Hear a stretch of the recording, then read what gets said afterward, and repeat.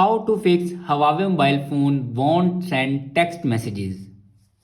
So let's start the video. First of all, restart your device. For restart your device, press and hold power button and then click on restart.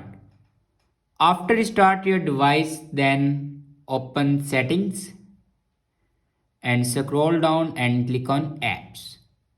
And again click on apps and then search here messages. Now click on storage. Now here you can clear your cache memory. After clear the cache memory, then go back and check your network connection will work properly or not. After checking your network connection, then scroll down and click on system and updates. And then click on software update. Now here you can check your latest version will be updated or not. If it doesn't update to latest version, then update it to latest version. After that, go back and click on reset and then click on reset network settings. And then again click on reset network settings.